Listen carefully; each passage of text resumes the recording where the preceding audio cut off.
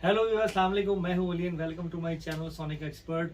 Video का title और सारी चीज़ें बताने से पहले काइंडली फिर रिक्वेस्ट है कि चैनल को सब्सक्राइब कर लें और बेल आइकन ज़रूर दबाएं।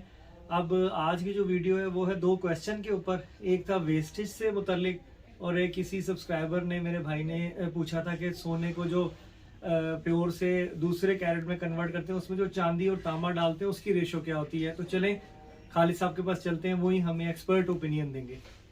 अस्सलाम वालेकुम व्यूअर्स, मैं ख्वाजा खालिद सुनीका ज्वेलर लिबर्टी लाहौर से सुनीका एक्सपर्ट के प्लेटफॉर्म से आप सबसे मुखातिब हूँ। एक तो ये है कि लोग ये पूछते हैं कि ये जो सोने के अंदर जो मिलावट डाली जाती है उसकी रेशो क्या है। उसकी रेशो मैं आपको बताता हूँ किस चीज़ की मिलावट होती है और रेशो क्या होती है। पहली बात तो ये है कि खालिस सोने के अंदर कॉपर यानी तांबा और सिल्वर यानी कि चांदी, इन दो चीज़ों की मिक्सेशन की जाती है। कराची वाले तो ज़्यादा तांबे की रेशो ज़्यादा रखते हैं, है जी। लाहौर वाले जो हैं या दूसरे लाहौर के अलावा भी जो पंजाब में जो है ना वो चांदी थोड़ी सी ज़्यादा रखी जाती है मिलावट में। लेकिन मैं जनरल रेशो आपको लोगों को बता देता हूँ। 90% चांदी होती है, 90% तांबा होता है, 10% जो है ना वो चांदी होती है।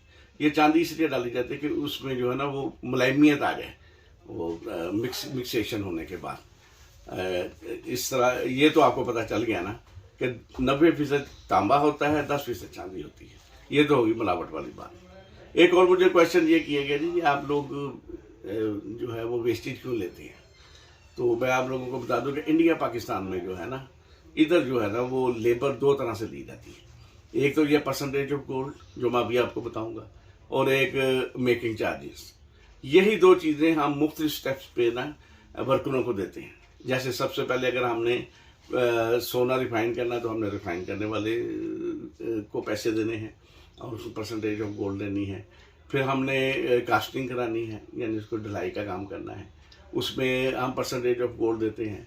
फिर जब उसकी वो पुर्जा जब बन जाता है यानी कि वो जो ऑर्नामेंट बन जाता है उसको जब हम फिनिश करते हैं तो फिनिश करने में भी हम उसको परसेंटेज ऑफ गोल्ड देते हैं, चाहे वो संभाले या गुम करे, लेकिन काम तो होता ही है उसे।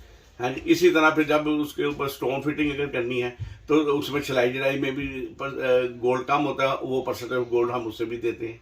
फिर हम जब पॉलिश अगर करते हैं, पॉलिश उसके बाद जब हम करेंगे तो पॉलिश वाले को भी हमें देनी पड़ती है परसेंटेज ऑफ गोल्ड, यानी दोनों वेस्टेज भी और मेकिंग भी यानी कैश। तो वही इसमें एंड में आके जब हमारे पास चीज़ आती है रेडी होती है तो उसमें हम अपना भी उसमें खर्चा डालते हैं, क्योंकि हमने इसमें अपने बॉक्सेस का खर्चा है, हमारे डोरों का खर्चा है, हमारी समझ लें कि सेटअप जो भी हमने बनाया वो उसके अखराजात भी हमने निकालने होते हैं।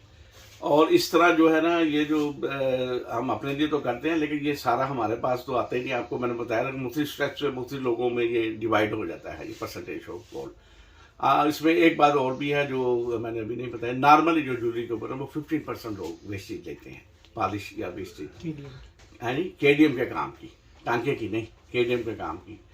तो कोई काम अच्छा हो, डायमंड का खास तौर पर हो तो उसमें तो वो 25% तक भी ले लेते हैं, लेकिन ये वो तो रेयर ही होता है। लेकिन नॉर्मल जो है ना वो 15% जो है ना वो होता है। ये तो हुआ परसेंटेज ऑफ गोल्ड वेस्टेज जो मैंने आपको लोगों को बताया। तो बहुत मेहरबानी। आइंदा अगर कोई भी क्वेश्चन हो तो मैं हाज़िर हूँ। बहुत बहुत शुक्रिया। अस्सलाम वालेकुम।